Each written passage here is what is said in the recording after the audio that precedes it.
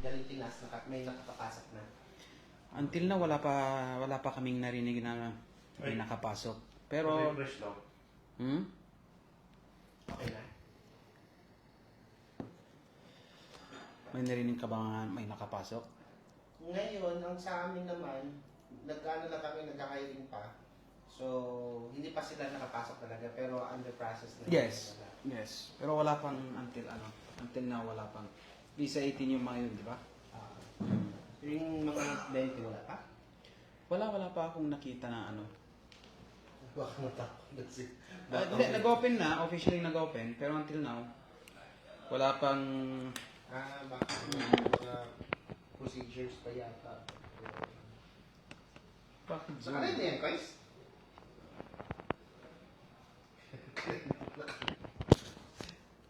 Oh, bumababa. Eh. Yan, sakto na. Okay lang yan, boss. Dyan, ganyan.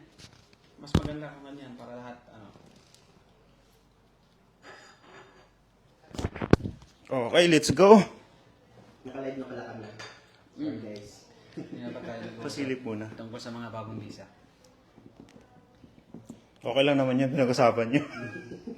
Update din yun eh. So, hindi ko kasi makita dito man. Sige. Ayan, nakalive na tayo. Isang magandang gabi po sa lahat po ng ating mga kababayan, mga kapwa Pilipino po natin dito sa Kuwait. Kumusta naman po kayo? Isang masayang Wednesday po sa ating lahat. At syempre, again, mukhang eto na ulit ang sunod nating pagkikita, no? Kasi medyo matagal-tagal din talaga tayo hindi nakapag-live. And again, nandito na naman po ulit tayo sa isang episode or sa isang live session po natin. Kasama po si Attorney. Pero bago ang lahat, my name is DJ Raymond. Ang makakasama niyo po, syempre kasama ko po ang nag-iisang pogi. Wag yan. Okay, so magandang gabi po sa inyo lahat. Kakain sinabi natin or pinost natin nakarang araw, nag-post tayo ng ating live for today regarding po doon sa magtanong kay Attorney. Siyempre kasama natin si Attorney Ahmad Alaybani ng Alotaybi Alaybani Law Firm Group. Siyempre matagal tayong hindi nakapag-live, no, more than 1 month. So siyempre maraming mga update din sa Kuwait. Bukod doon, yung mga kababayan natin na gustong lumapit ng kanilang mga legal problems. Andito yung Alotaybi Alaybani Law Firm Group. Isus pag-usapan natin yan mamaya. So sa mga kababayan natin, lalong-lalo na po yung andito sa Kuwait, pakishare po ang ating video kasi marami po tayong pag-uusapan ngayon. Ako nga pala si Eljan of Eljan TV. Shoutout po sa ating mga viewers dyan. Alright, totoo yan, no? So kung kayo po ay may mga hinaharap na mga legal concerns, so at saka naghahanap po kayo ng mga legal consultants, of course andito po ang Alotaybi and Alaybani Law Firm para makatulong po sa inyo kung ano man po yung mga pinagdadaanan yung mga legal issues. Pero sa ngayon, ang kagandahan po kasi makakausap po natin si attorney ngayon. Kung meron po kayong mga gustong itanong, 'di ba? Ito naman po talaga yung programa natin, magtanong kay attorney. So kung meron po kayong gustong itanong, lalong-lalo na po yung mga kababayan natin dito sa Kuwait in terms sa mga legal concerns, katulad na lang po ng mga travel ban cases, absconding cases, indemnity case, mga release po sa company, mga accident claims, salary claims, yung mga passport claim at mga domestic violence act. Pwede niyo pong i-comment 'yan. Itatanong po natin 'yan kay attorney para mabigyan po kayo ng kasagutan. So, again, maraming salamat po ulit, attorney, at talagang...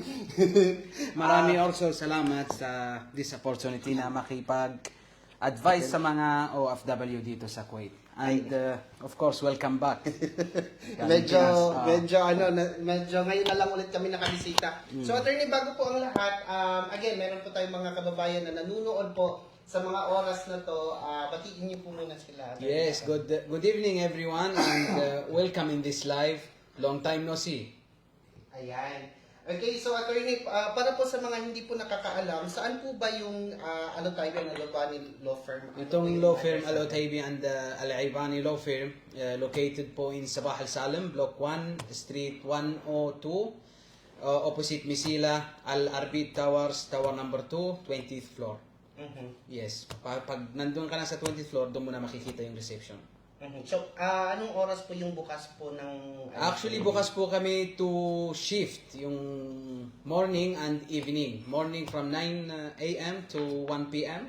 And yung evening schedule namin is 5:30 p.m. to 9:30 p.m. Saturday to Wednesday. But minsan, pag morning, when ang dami kasing hearings, so walang available dito. So, the best will be on afternoon. So kung may mga kababayan po tayo na gustong bumisita po sa inyo, kailangan po bang magpa-appointment? No. Or Pwede lang mo naman walk-in, yes, pwede. Ayan. Yes, at saka sa mga kababayan din natin na meron silang gusto nila magtanong, meron po WhatsApp number yung Alotay Balabani. Ito po yung pinaka-hotline nila, yung 9400535. So pwede po kayong communicate dito or mag-inquire muna sa inyong mga inquiries. Siyempre, free consultation po tayo dito sa Alotay Balabani Law Firm Group sa mga legal issue po dito sa bansang Kuwait. Nasabi nga po ni Raymond kanina, lahat po dito ay inaayos ng Alotay Balabani Law Firm Group. Kasama na dyan yung travel ban, which is pag-usapan natin yan mamaya kung paano ba nakakuha ng travel ban yung isang OFW. Pero syempre, bago natin pag-usapan din yung mga serbisyo ng Alotay Balabani Law Firm Group, alamin muna natin yung mga bagong updates sa Kuwait, which is magandang magagaling kay attorney kung ano yung maaari natin itanong sa kanya na makakatulong din sa ating mga kababayan, lalo na yung pag-transfer ng 20 visa to 18, yung biometric deadline, at saka yung PASI, civil ID address, kasi yan po yung madalas na tinatanong sa atin. So maganda po magaling kay attorney yung kasagutan po. Yes. So mamaya po tatalakayin po natin yan. But shoutout muna tayo sa mga nakatutok po sa atin ngayon. Si Gadian, Rihanna Joy, ayan, si Kasim Martir, nanonood po sa atin. Maraming salamat po. Please do share our live para po mas marami po tayong mga kababayan na makapanood po sa ating very informative na live session ngayon. So, di na natin patatagalin to. So, attorney, ano ba yung mga bago po nating mga updates dito sa Kuwait in terms of The trend? Yeah, in terms of the trend. 20 to 18. Yan ang pinaka-trend now in Kuwait.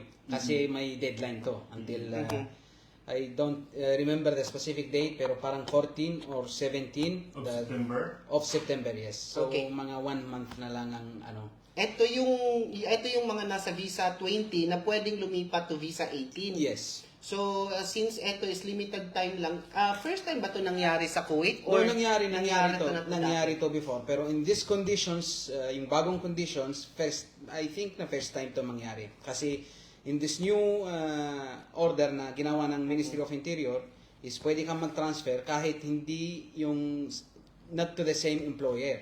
Mhm. For example, I have a maid, 20 visa, gusto kong i-transfer sa 18 visa, pero it's not belong to me, like a salon or Another restaurant, another company named under another person.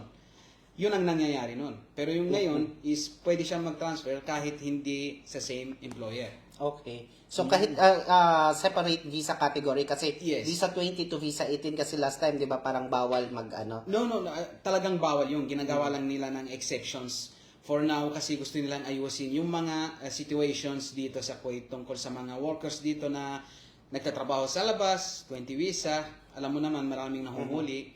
Kaya nagbigay sila ng opportunity na maging legal ang mga situations nila. Okay, so etong visa 20 to visa 18 na transfer, attorney, paano ba yung procedure nito? So kailangan may consent din siya sa mismong amo niya, magpapaalam ba muna siya or Yes, of course, kailangan ng approval kasi the current employer have to sign the transfer request. Okay. So yung process is yung bagong company or yung mandup ng bagong company pupunta first to the immigration or Jawazat as we call kung nasaan siya na nakatira. Okay. So let's say sa Bahal Salim pupunta siya sa Jawazat Mubarak Al-Kabir. Tapos may mga printer doon. So yung company na to, attorney? Yung company ang maglalakad, yes. Then gagawa sila ng request with a sign of one of the officers there. Then pupunta na sila sa Manpower to make work permit. Work permit. Pag nakuha na yung work permit, babalik na ulit ng Jawazat to make the ikama. Tapos transferred na siya officially. Okay, so pero hindi na katulad sa normal na 13, 'di ba? May notice period pa. So wala namang ganun. No, mga 20 visa, may separate law kasi sila. Okay. So maganda to Pag once na-approve na pala, tapos meron na silang transfer letter, pwede na kaagad. Yes, yung bagong company yung Bagong mag-aasikaso na, company. yes. Maglalabas lang ng Eden Amal, yung babayaran doon ay I think 50 or 60 KD. Tapos each year, magbabayad siya ng 10 KD. So the work permit 2 years, 10 or 1 KD, I don't remember exactly. Kung 10 KD, 1 year. Let's say, for example, 20 KD, 2 years, ganon. Okay. Mm-mm. So etong ganitong klaseng like from visa 20 to visa 18. So I mean hindi na siya pag halimbawa nasa 18 na siya, tuloy-tuloy na 'yon. Yes, tuloy, hindi na siya makakabalik ng 20.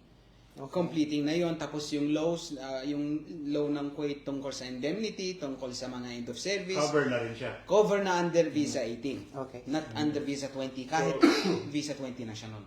So yung bagong ano niya, bagong Parang bagong galing sa Pilipinas with 18 visa. Yes. Yes. So no need na attorney mag back to Back to origin. No. Directly na ngayon. Very clear, Ito lang ito lang for 3 months, alam ko for 3 months no. Ito lang. Nag-umpisa kasi on July. 2 months lang siya. 2 months lang. Yes.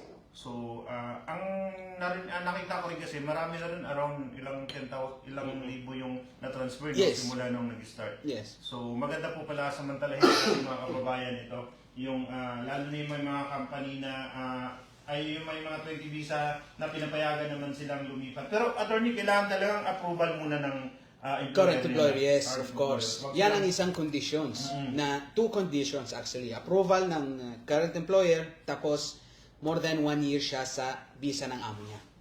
More than yung mga, 1 year? Yes, more than 1 year. Yung mga bago, halimbawa, kaka-transfer niya, not pasok dyan sa conditions na yan. Hindi siya. At least 1 year with her current employer. Yun ang condition ng Ministry of Interior.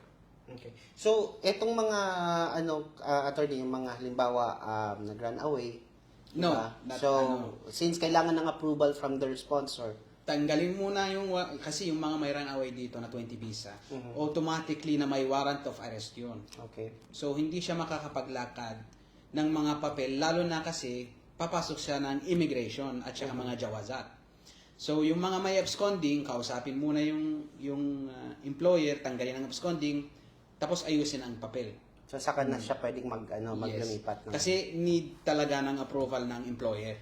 Okay. So at Kasi least hindi rin siya malipat kung walang approval. Yes. yes, at least klaro yun, no. So hindi siya through online. No. Kasi ang visa 18 to visa 18 through online na lang yung Yung pag-release. visa 18 after pandemic, naging through online.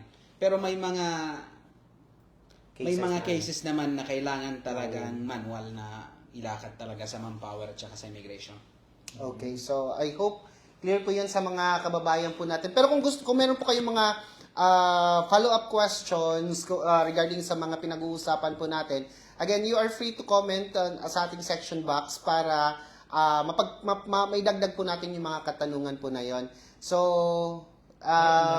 meron pa ba tayong meron tayong mga Hindi, saka na natin basahin Sige. yung mga questions siguro mo. I-next na natin yung attorney, kasi marami rin nagtatanong sa amin regarding doon sa Pasig? sa Pasig, yung address daw kasi nila. Kailangan ba talaga pag lumipat sila ng tinitirhan, kailangan ba nila rin kaagad ilipat yung kanilang address? I-update, yes. I-update. Yes. So ano po ang gagawin nun, attorney? Ano po ang pinakaano sa balita na yon regarding doon sa address ng Pasig, civil ID? Nagdi-delete sila ng mga address kung hindi ka talaga nakitira doon. Paano nila nalalaman na hindi ka nakatira doon?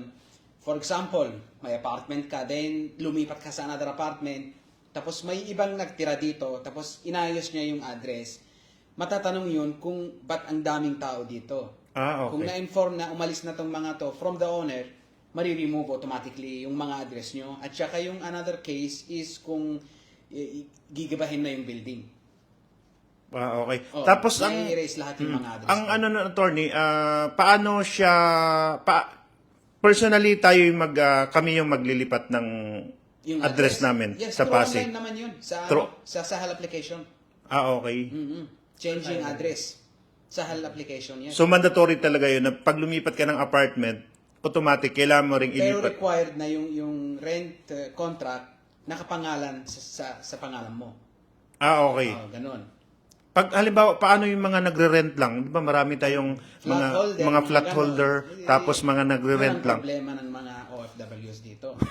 Na walang contract. Oo, kasi kalimitan ganun eh. Ang may contract lang, yung mga flat holder, pero yung mga borders, paano yung address nila? Yeah, that's the problem that they don't have an answer yet tungkol sa mga case na ganito. Tapos may kahapon lang or before yesterday, Monday, mayroon daw silang galing sa taas yun, sa ministries. May bago daw law na ano nila sa newspaper tungkol daw sa mga rent issues. May bagong law pero hindi pa clear kasi hindi pa nilabas. Yes, hindi pa nilabas sa newspapers. So pero mali kahapon lang yun. So malinaw dun sa para sa mga flat holder na pag sila ay lumipat, kailangan ilipat din nila ang kanilang address. Yes, i-update, parang I-update. i-update nila, yes. Pagka nahuli ba sila noon, attorney, na hindi sila doon nakatira, ano ba ang wala naman? Sa law, wala naman ano. In law, not a crime this one. Hindi naman crime. Oo. Pero may process naman ang government na pwedeng i-delete yung address, pwede rin i-stop yung mobile ID mo kasi may Connection na siya, no? may connection na yun. Nakakonect na sa I-stop sa mobile ID at saka sa Sahel. Yes, gaya yung okay. biometric. Kung hindi ka magbabiometric, maraming may stop na hindi mo magawa. Okay. Same. Kaya rin nila na stop ang mga ID mo. Siyempre, kung may kailangan ka, mostly ngayon, through online. Oo. Lalo na yung mga papel na galing Ministry of Interior, Ministry of Justice. Through online. Pwede rin nila i-hang yung mobile ID account mo until i-update mo yun. Okay. So napag-usapan na rin natin yung biometric kasi ang deadline kasi niyan by December 30, Yes. 2024. So if ever kasi doon na napasulat sa balita na if ever kung hindi ka makapag-biometric, may possible na hindi Makapag-visa. ma-process yung visa mo. Yes, So correct. kailangan talaga yun, attorney, no? Correct, yes. Yun. Alright, so again, yun po yung pinag-usapan natin yung regarding naman po sa address sa Pasig. So kung meron po kayong mga further questions or tanong regarding sa topic na yon, so please do comment. Mamaya po, try natin basahin yung mga magra-random message, magra-random basa po tayo sa ating comment section. So, isa din po sa mga sa mga serbisyo dito sa sa Alotaybi. Meron ba tayo, guys? Additional? Wala. Mamaya na tayo. Okay. Ito muna, services na. Yeah. So, isa po sa mga services po ng Alotaybi and Alaybani Law Firm is yung mga travel ban cases. So, eto naman po, tanongin natin kay attorney, paano po ba nagkakaroon ng travel ban case ang isang OFW dito sa Kuwait? Yes. Two situations nakakaroon ng foreigner o kahit yung mga citizen dito sa Kuwait ng mga travel ban. Only two reasons. Yung una, kung may case siya sa prosecution or sa General Investigation Department na tumatakbo pa yung case at saka na travel ban, like can order yun from the prosecutor or sa investigator. Yung pangalawang travel ban, yung mga may utang. Okay. Unpaid loans, unpaid telecom companies, unpaid bills, that's the financial travel ban. Yung pagtanggal ng mga travel ban na to, kung crime case, of course, may gagawa na process, gagawa kami ng request para tanggalin yung travel ban habang tumatakbo pa yung case. At saka, depende na kung nasaan mismo yung file para alam namin kung saan namin gagawin yung request. Sa prosecution, sa court, sa judge. At saka naman tungkol sa mga financial cases, another process naman yun. Kung may maggagarantor sa kanya na Kuwaiti, isang beses, pwede siyang mag-exit. Of course, with approval ng judge. Pwede siyang mag-file ng case tungkol lang sa processing ng travel ban na yan na nandun pa yung utang, nandun pa yung unpaid, pwede pang itakbo lahat ng mga process pero tanggalin lang yung travel ban like a case para tanggalin lang yung travel ban na yon. So, nabanggit nga natin yung about sa mga telecom companies na travel ban. So, pag ganito bang meron siyang mga travel ban cases sa isang telecom, pag nabayaran, automatic naman na siya or Yes. meron pang other process na kailangan pa niyang i-clear yung travel ban? Do, kasi minsan hindi nagre-respond agad yung system.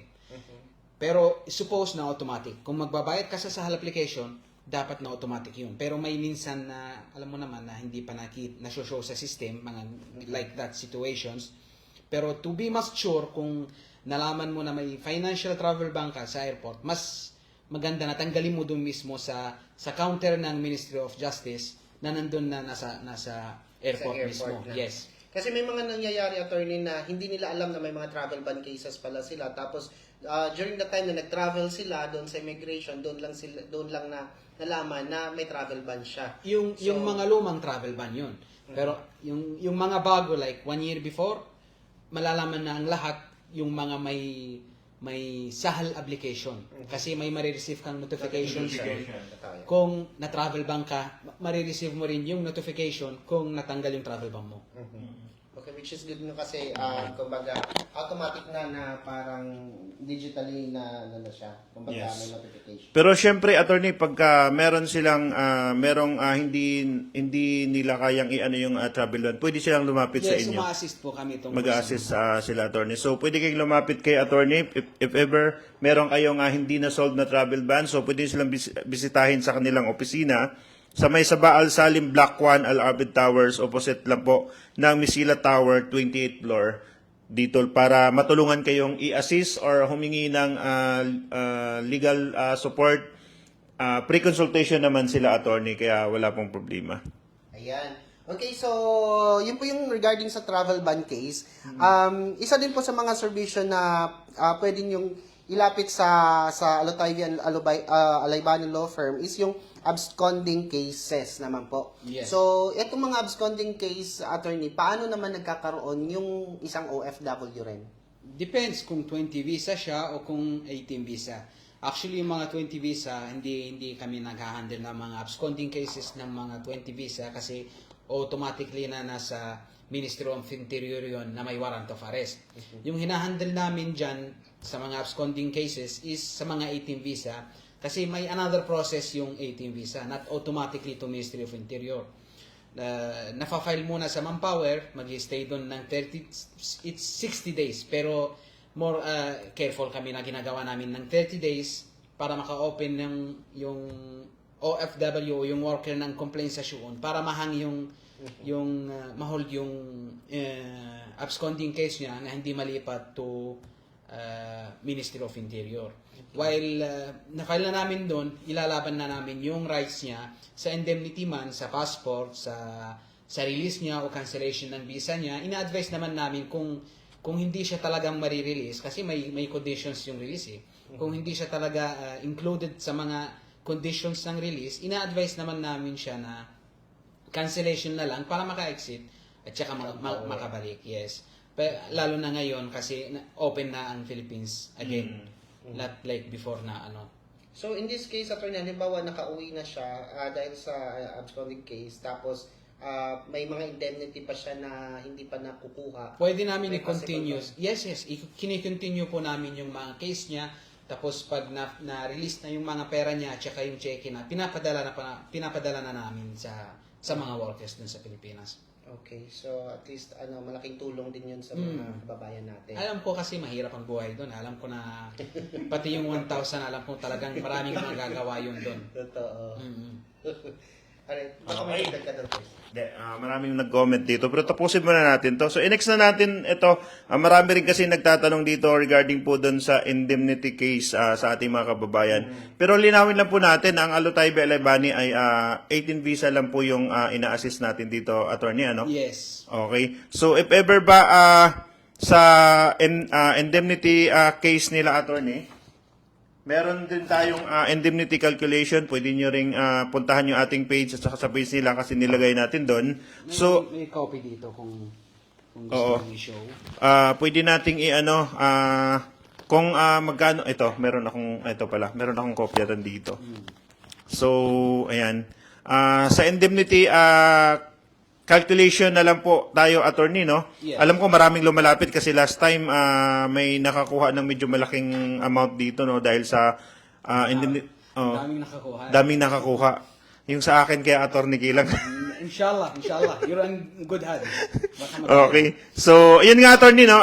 Paano ba kina-calculate yung konting, lang to, ibigyan lang sila natin ng konting, ang tawag nito? i-short ano na lang natin kung paano ba makuha ang indemnity Sa mga at visa. sa mga visa 18 at saka gaano ba kalaki or ayun ang calculation ng indemnity para sa mga visa 18, attorney. Yes. So, tungkol sa mga visa 18, magsiseparate tayo kung nag-resign yung worker o kung na-terminate siya. Kung na-terminate siya, makukuha niya yun.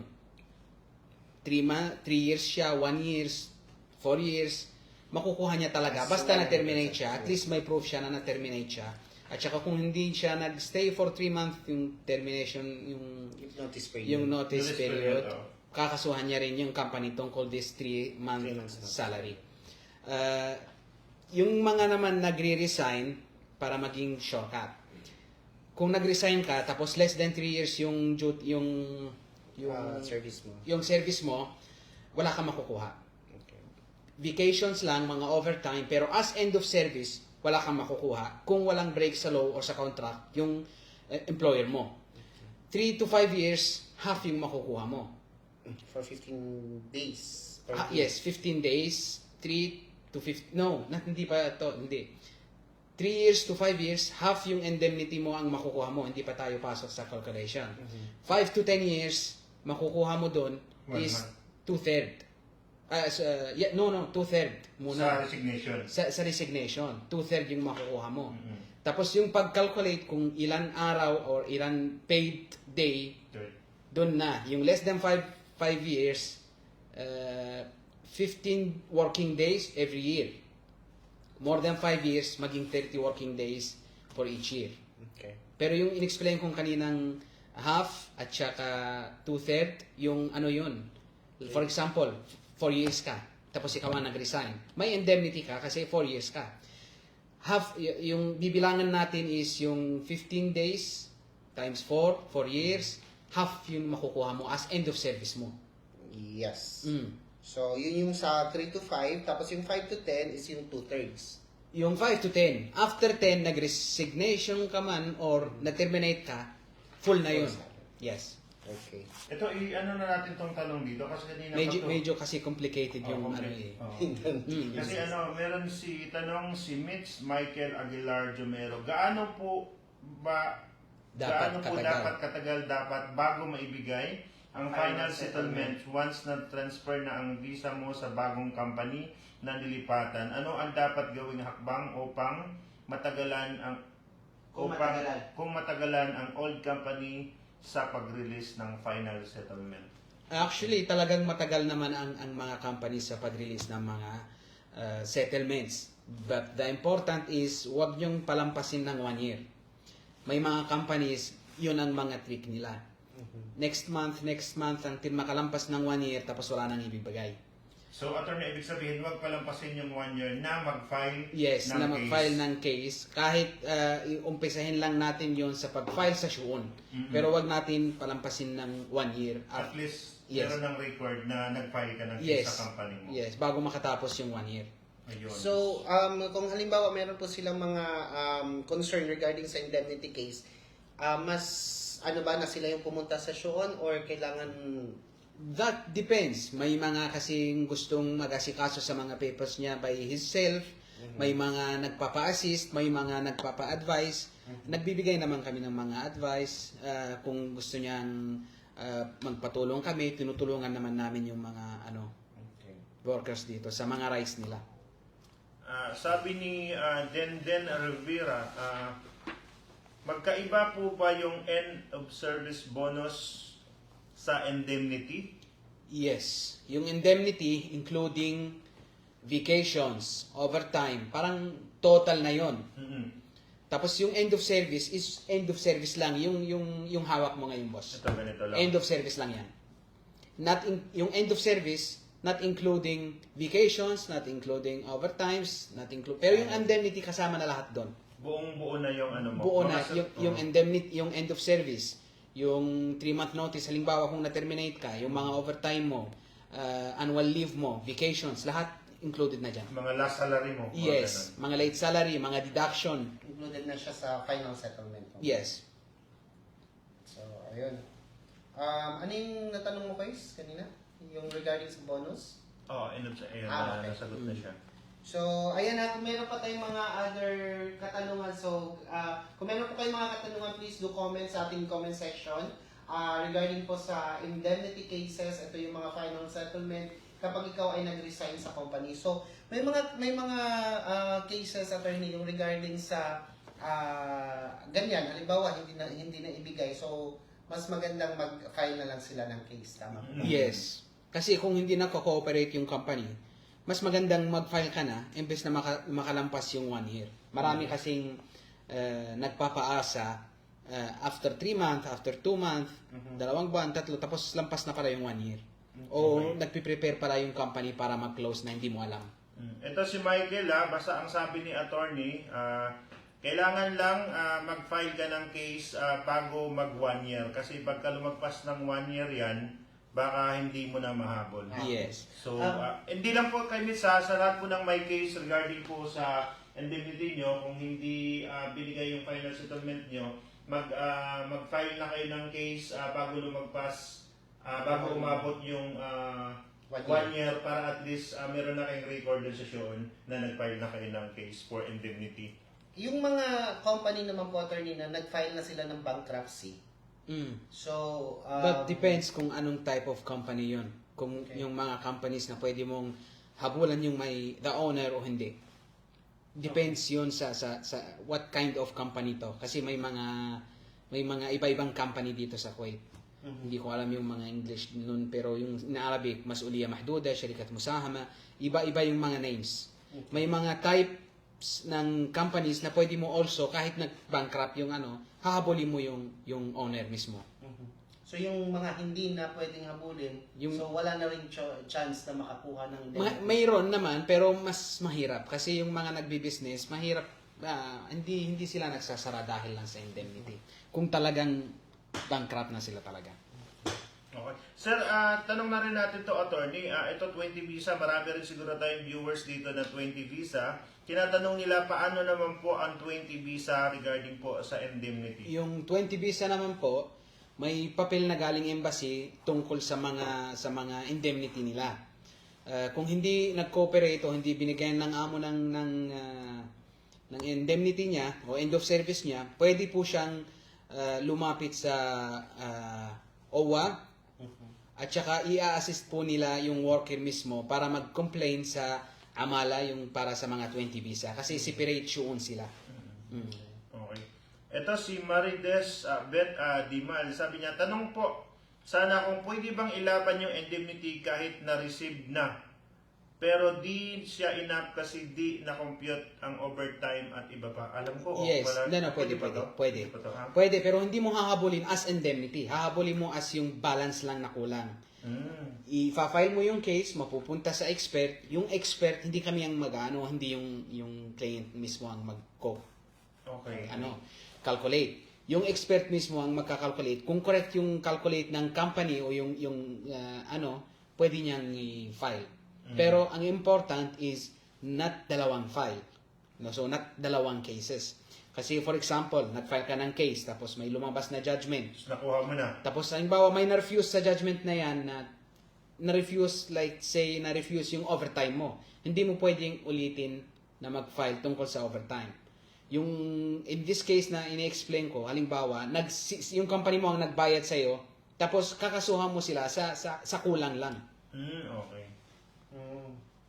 Ito po, si Michael Demisa po. Good evening, sir. Tanong ko lang po kung ilang years po ba to required to stay in the previous company for release to transfer in another company and visa 18 for degree holder like engineer, direct hire from Philippines. No, that depends kung anong visa siya. Kasi yung 18 visa dito sa Kuwait, may ahli visa, may small project visa, may VIP visa, may government visa. Depende po yun sa anong type of visa siya. Sa bagong desisyon ng Manpower, naging 3 years to all. Pero yung mga luma, of course, yung old sa contract nila. Yeah, depende also sa contract. Kung open contract o close contract, yung may may date of the end ng contract o yung mga wala. Tapos depende rin kung may breaks sa law, yung mga company, iba-ibang ano. Pero siya boss, ito boss, 18 visa sa degree holder, like engineer. So alamin niya kung ano yung pinirmahan niyang contract, kung ilang years. Not only that, baka may violation ang company sa law o may break sila sa contract. Hindi natin alam ang situation niya mismo. Pero let's say na matalino talaga yung company. Let's say na wala silang break sa contract, walang overtime, walang unpaid salary. Let's say na kompleto siya talaga. 3 years, that depends also kung ilan years yung contract niya. Kung 5 years, hindi siya marirelease until lampasin niya yung 5 years or marirelease siya pero kakasuhan siya ng company sa 2 years balance. So paano niya malalaman to boss? Kasi yun ang concern niya eh. Kailangan ko ng copy ng contract mo, kailangan ko also ng copy ng work permit mo. Ayan. So Michael, you can visit po dito sa Alotay Binaw or di ka naman kontakin mo yung number 9400-535 para ilapit yung concern kasi kailangan po ng mga papers niyan para ma-check kung kasi alam ko hindi mo rin alam eh kung ano yung pinirmahan mo. So pwedeng ilapit dito yan sa Alotay Valley Law Firm Group sa Baal Salim Block 1, El Abid Towers opposite Visila Tower to 28th floor, or you can contact message via WhatsApp number 94000535 po. Ayan. Kuis, dagdag ko lang to kasi Sige. may nag-comment dito, si Rich Yan Perez, sabi niya, Sir, tama po ba na maningil ng 500 KD ang amo bago mag-release? Magsasara na ang salon at pinapahanap na ng work ang mga workers. So, ibig sabihin, yung amo niya naniningil ng 500 sa kanila at pinapahanap na sila ng trabaho ng worker. So, As my experience, 20 visa yan. 20 visa pag salon sir, no? No. 20 visa yan na nagtatrabaho sa salon. Pakisagot nga kung 20 visa siya o 18. Kasi kung 18, bawal talagang sumingil tungkol sa pag-release niya. At saka kung sinisingil talaga, i-assist po namin siya na makuha yung release na walang babayaran. 18 visa visa daw po po sila lahat. lahat, sabi ni Rich Yan Perez.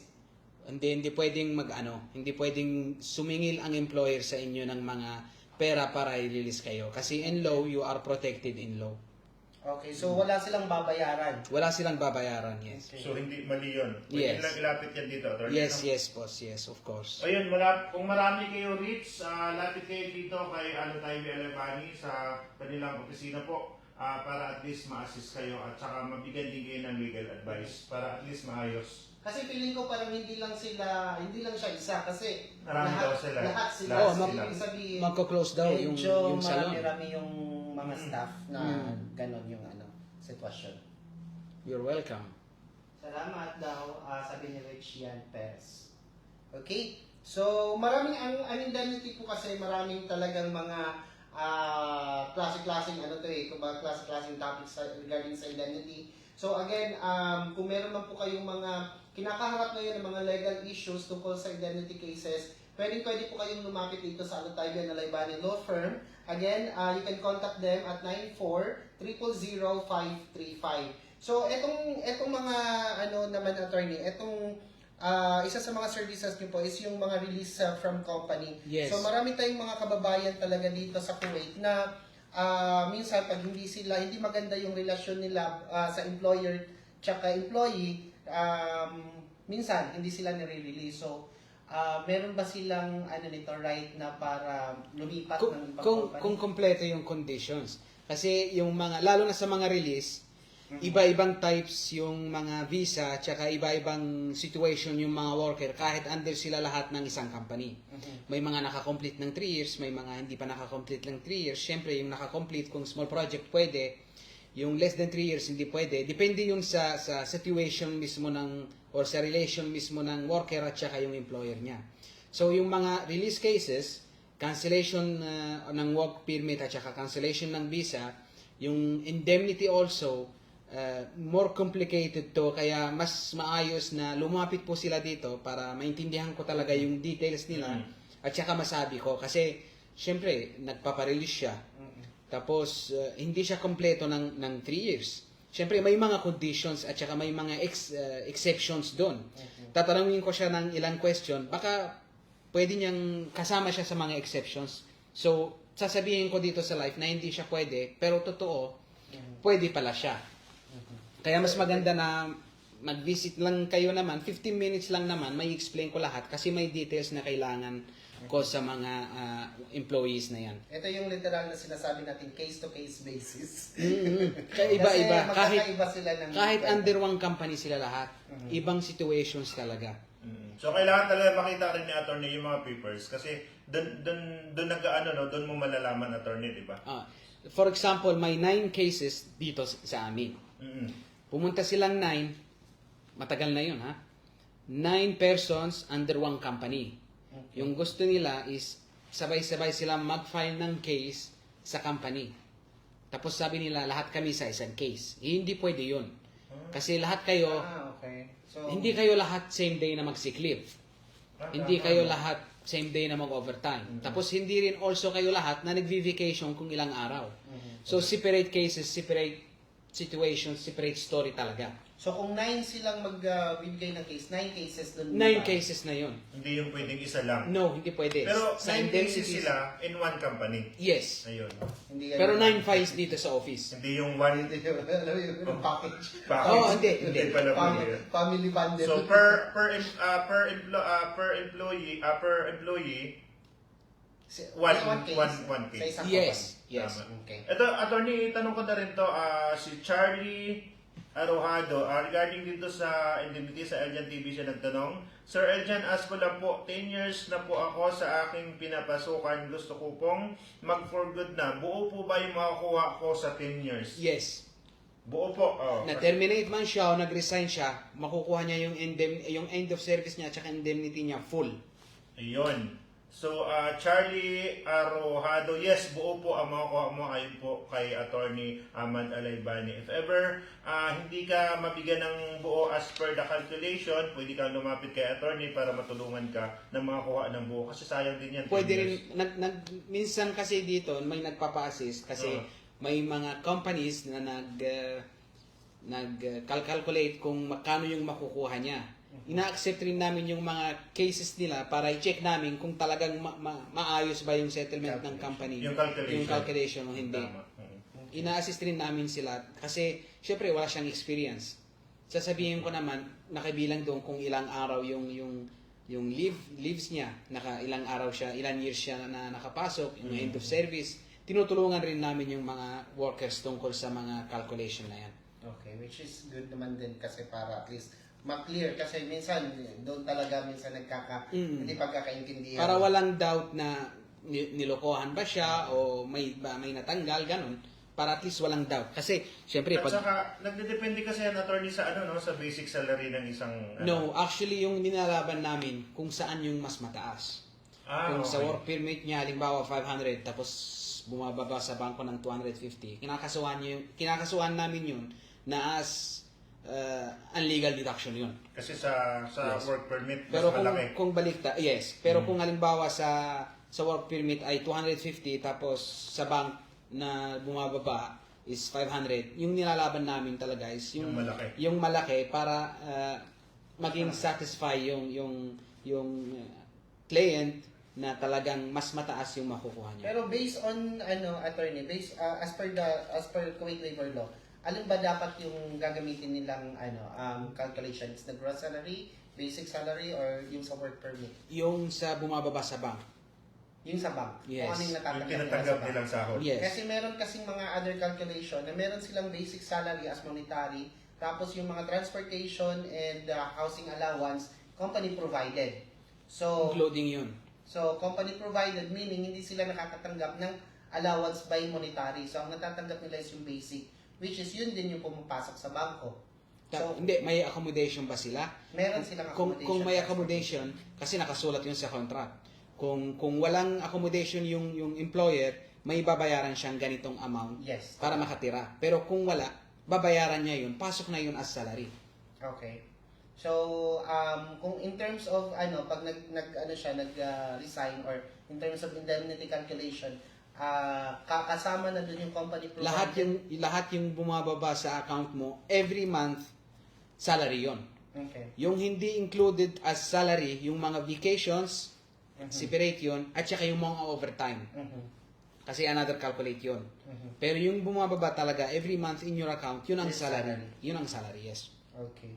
So, I hope okay tayo sa sa mga Indemnity. Ito, isingit ko lang to, attorney. Si Ginalyn Asa, sabi niya, Idol, itanong ko lang po, sana ako makakuha po ba ng indemnity kapag nauwi ay nagbabayad naman ng vacation pay? Paano kung hindi po? Hindi, yung vacations Magkaiba pay yun. at saka yung end of service, magkaiba po yun.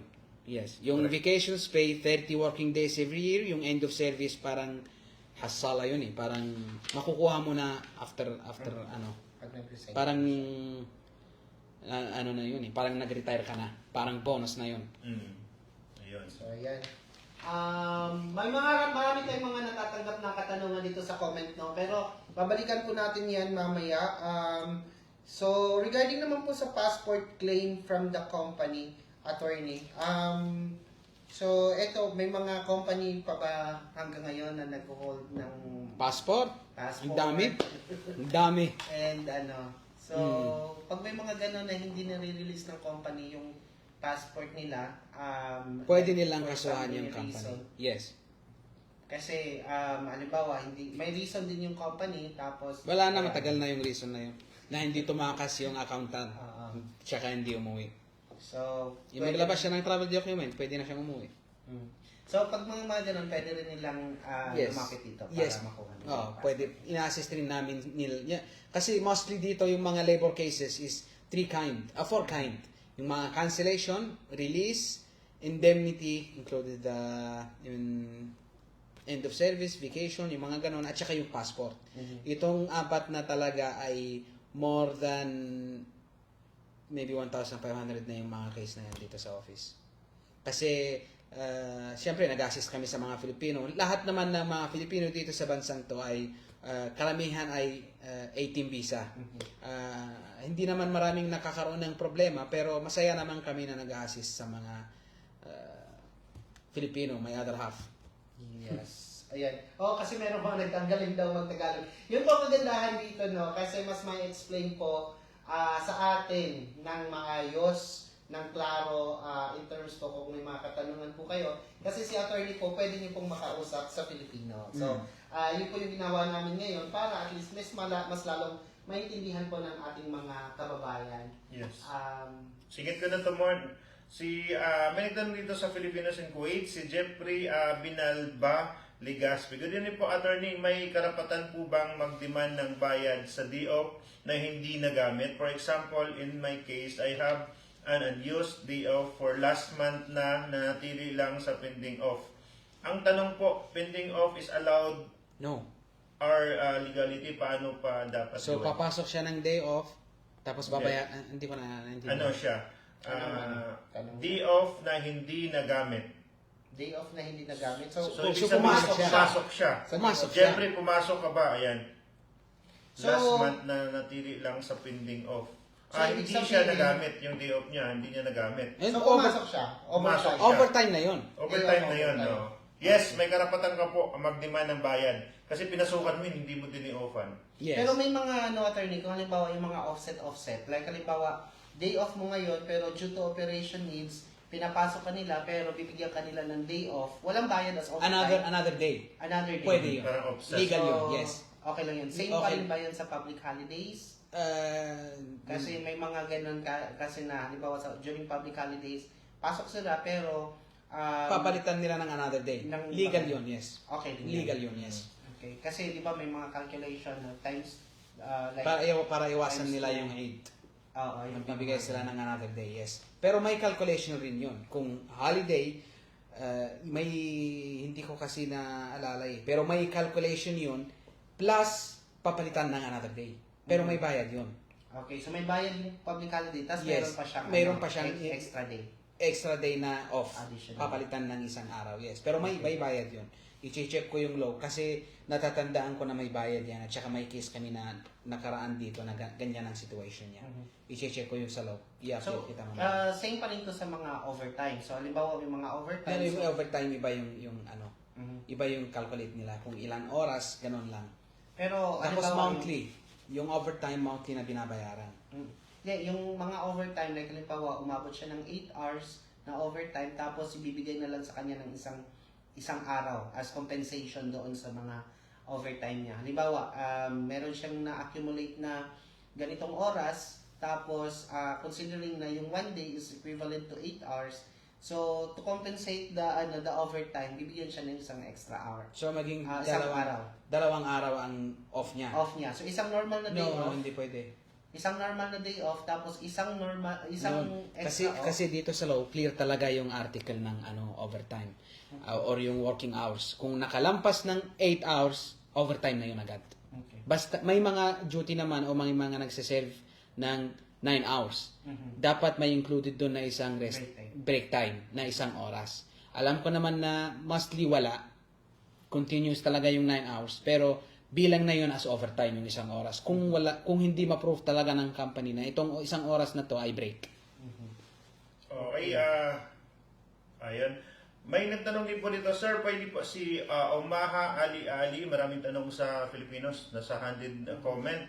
Sir, pwede po bang ilapit sa inyo regarding sa family cases? Pwede Yes. yan, pwede po. Lumapit kayo dito. May nagtanong din, anong pangalan po ni attorney at saan po ang office po niya? Salamat po. Anong pangalan ni attorney mo? Kasama po natin ngayon si Attorney Ahmad Alaybani. Ayan, so pwede niyo po silang bisitahin dito sa kanilang opisina, kanilang law firm, located here sa Sabah Al Salem, Block 1, Alarvin Towers, opposite Mesila Tower, 20th floor.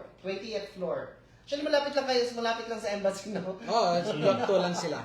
So, Saka syempre, nakatag naman yung Alataybi Alabani Law Firm Group sa Pilipinas and Kuwait sa caption natin. Pwede nyo pong i-like and follow yan. Andyan po, pwede kayo mag-message, pwede rin po yung makuha na contact information. Meron din pong nakalagay dyan na link kung saan merong Google Map para direct hanapin nyo lang sa Google para pagpunta nyo dito, hindi na kayo mahirapan. Pero advice ni attorney, no, maganda pumunta kayo dito pagkahapon, attorney, di ba? Yes. Kasi 5:30 to 9:30. 5:30 to 9:30 kasi pagka umaga more on nasa court sila for cases. So mamaya concern maganda po 5:30 to 9:30 mas na-assist po kayo ng maayos dito kay attorney. Mababait yung mga sekretary natin sa labas, pwede kayo magtanong doon. If ever, kasi marami pong client dito lagi si attorney Ahmad Alaybani. Ayun. right. Ano pa, Mon? So far naman na-discuss na natin lahat ng mga cases na sineservisyohan ng Alataybi and Alaybani Law Firm, no? So again, kung ano man po yung mga pinagdadaanan or kung meron mo man kayong mga legal issues na kailangan niyo po ng consultation at kailangan niyo po ng attorney, walang iba. It's the only name we can trust, of course, ang Alataybi and Alaybani Law Firm Group. So again, nandito lang po sila sa Sabah Al Salem. Ayan, so pwede niyo mapuntahan. Yes, at saka ang advantage po dito sa Alataybi Alaybani, nakita niyo naman ngayon, from the start ng ating live is si Attorney Ahmad Alaybani is nagtatagalog. So mahirap kasi makipag-usap din minsan, lalo kung hindi ka marunong mag-Arabic. So maganda dito at least napapaliwanag ng mabuti kasi Tagalog yung kausap natin. Meron din po silang free legal consultation, wala pong problema yan. Basta po mag-message lang kayo sa number na 9400535. Ayan, screenshot na yan. Meron din po yan sa kanilang page. So, screenshot na lang po. And then, kung meron kayong emergency po talaga urgent, hanapin niyo po yung Google Map na nakalagay sa kanilang page para mag-direct na po kayong pumunta rito. Ayun. So, attorney, baka meron pa po kayong gustong sabihin sa lahat po ng ating mga kababayan na nanonood po sa atin ngayon. Siyempre, yung mga ating kababayan na nakakaroon ng mga legal issues dito sa bansang Kuwait, welcome anytime dito sa our law firm. We will assist you, we will advise you, we will guide you also. So, anytime, wag po kayong mahiya. Pwede also na mag-walk-in, no need ng appointments. Pwede rin gamitin yung direct message in our page at saka yung mga WhatsApp namin po. So, ayan. So, again, attorney, maraming salamat sa oras. So, Maraming salamat. Makakabalik ulit tayo. Shoutout natin yung mga kaibigan po natin, mga kababayan po natin na hanggang ngayon, ganitong oras, gising pa na rin. gising pa. Hello kay Edna Pelandas Angko. Thank you so Mabuhay po much. kayo, attorney. Ang galing niyo po magtagalog. Thank you. Si Marlinda Serrano, thank you so much. Si Atyol at sa lahat po ng mga kababayan po natin na sinamahan po tayo ngayon sa isang very informative live session. No? Siyempre kasama si Attorney Ahmad Alaybani. So again, Yes, ating mga viewers naman, nakapasok pa lang. Nag-start tayo kanina mga 9 o'clock. So, pagkatapos na aming live, pwede nyo pong i-replay kasi marami din na pag-usapan doon. Lalong-lalo na po yung mga update dito sa bansang Kuwait regarding doon sa pag-transfer ng 20 visa to 18, yung PASI address natin, at saka yung biometric. So, Yes. malalaman nyo po yan pagka na-replay nyo yung ating live. Again, maraming salamat po sa inyo lahat. Mula dito sa Alotay Alabani Law Firm Group, siyempre kasama natin ang ating panauhin for today's live. Ako si Eljan TV. Maraming salamat po sa inyong papanood. Siyempre meron pa tayong gagawing another live para naman ma-servisyohan natin yung ating mga kababayan na nangangailangan ng legal help kasama yung Alotay Alabani Law Firm Group. Of course, ayan. So again, maraming salamat din po sa lahat ng ating mga kababayan. At syempre sa mainit na pagtanggap ni Attorney sa atin dito. At marami pa po tayong mga live session pa na susunod guys. No? Makakabisita po ulit tayo kung meron mga bagong mga pag-uusapan natin dito sa Kuwait. So syempre tutok lang po kayo dito sa Pilipino sa Kuwait. At syempre you can also like our Facebook page. Ito nga ang Pilipino sa Kuwait and ang Alotay and Alaybani Law Firm. You can also visit their Facebook page. I-like nyo po yung Facebook page nila. Para masundan niyo po yung mga like halimbawa yung mga informations na pwede natin i-share para meron po kayong kaalaman dito sa sa Kuwait kasi sabi nga nila knowledge is power. Totoo naman yan. So mas maganda po talagang may Pero alam mas tayo. may power yung money. Mas maganda po talagang may alam tayo sa mga batas din dito sa Kuwait at kung ano yung mga karapatan natin or mga rights natin as an OFW, as an expat din dito sa pangalawang kahanan natin. Correct. Dito sa Kuwait. So again, maraming salamat po sa isang pagsama ninyo sa aming live. So again, kita-kits po tayo sa susunod and happy Wednesday po sa ating lahat. Bye. Salamat, Bye po. Attorney. Bye. Happy na!